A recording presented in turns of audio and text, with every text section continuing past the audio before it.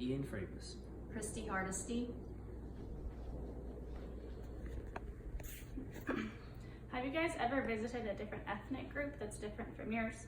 The differences don't stop at food, language, and clothing, but often go further and differ in things like medical procedures.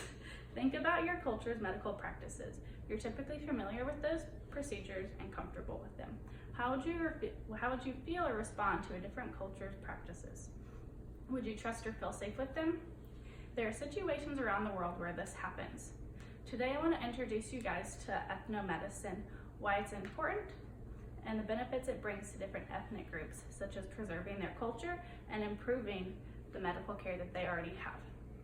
Traditional medical care and modern medical care are not complete opposites like many people tend to believe. Most Westerners think that traditional medicine is just witchcraft, magic, and is ineffective. The definition of traditional medicine is the sum total of the knowledge, skills, practices based on theories, beliefs, and experiences indigenous to different cultures used in the maintenance of health, as well as the prevention, diagnosis, improvement, or treatment of physical and mental illnesses. Traditional medicine includes herbal medicines, and it is found to be very effective through different researches. A study was done in Brazil on 2 different communities, focusing on the coexistence of traditional plants and modern biomedicine used. Traditional medicine and modern medicine can exist in different ethnic groups and preserve the cultures, as well as providing adequate medical care. For many ethnic groups, traditional practices are part of their culture, not just healthcare.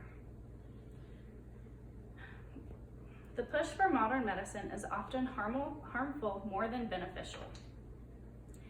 Ethnomedicine says many Westerners would agree that shying away from traditional medicine would mean progress for developing nations and is therefore essential part of development. This kind of ethnocentric attitude is leading to an unnecessary loss of culture. Recent studies show that traditional medicine is much more beneficial than once realized and may be an important aspect in the future of medicine. There has been a lot of research done by the Institute of Ethnomedicine. This research is not only used to find new cures for different diseases, but it is also used to understand the methods of these different cultures. Ethnomedicine also says when aid organizations give out modern medicines and encourage westernized practices, victims become confused and uncomfortable with the unfamiliar practices. These patients or victims end up avoiding help altogether. Several years ago, I went to a naturopathic doctor for allergy testing. Through the different procedures he did on me, I became very uncomfortable and suspicious of what he was doing. Since then, I've talked to multiple people who swear by his practices, but I still don't believe them and I won't go back.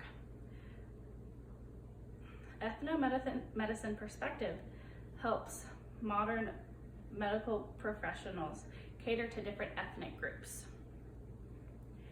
Gayo says in his research, according to World Health Organization, approximately 65 to 80% of the world population in developing countries essentially depend on plants for health care.